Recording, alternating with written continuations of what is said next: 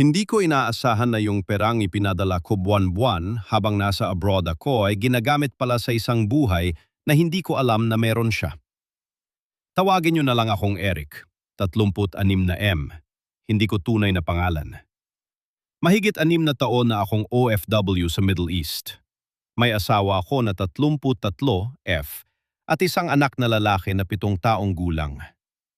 Hindi ako sanay magkwento ng ganito pero parang kailangan ko lang ilabas kasi pakiramdam ko matagal ko na tong kinikimkim mag-isa. Nung una akong umalis ng bansa, sobrang hirap para sa akin.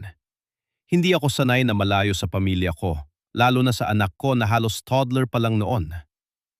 Naalala ko pa yung huling gabi bago ako umalis. Tahimik yung bahay namin.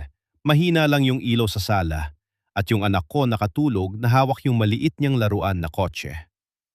Tinitingnan ko siya habang natutulog at iniisip ko kung ilang taon ang lilipas bago ko siya ulit makasama ng ganon kalapit. Umalis ako hindi dahil gusto ko, kundi dahil kailangan. Dito sa abroad, hindi madali yung trabaho ko. Warehouse staff ako, mahigit 10 oras araw-araw. Mainit, maalikabok, at minsan pakiramdam ko wala na akong maramdaman kundi pagod.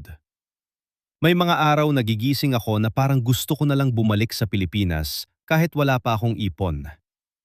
Pero tuwing matatanggap ko yung sweldo ko at maipapadala ko yung pera sa pamilya ko, parang gumagaan yung pakiramdam ko. Iniisip ko na kahit malayo ako, may silbi pa rin yung sakripisyo ko. Buwan-buwan nagpapadala ako ng halos lahat ng kinikita ko. Nagtitira lang ako ng konti para sa pagkain at pang-load.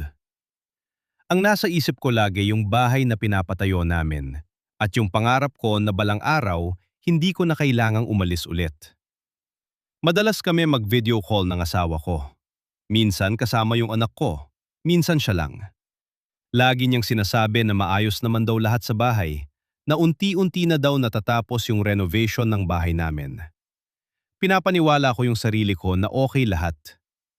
Hanggang sa isang araw, may nag-message sa akin sa Facebook na hindi ko kilala. Akala ko scam nang sa una, pero may kakaiba sa message niya. Parang may urgency, parang may gusto siyang ipaalam sa akin. Sa una, hindi ko siya pinansin.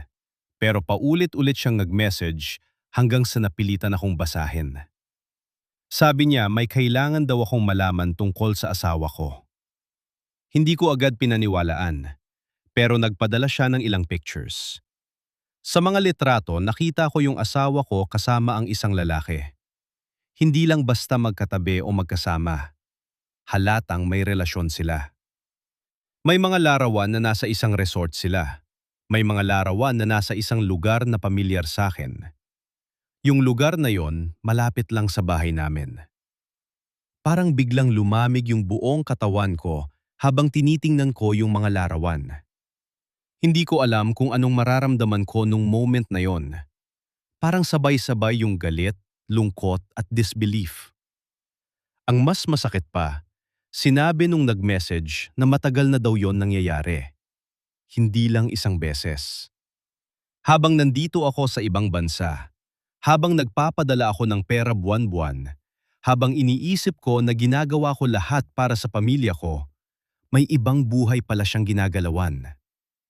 Hanggang ngayon, hindi ko pa rin siya kinakausap tungkol dito.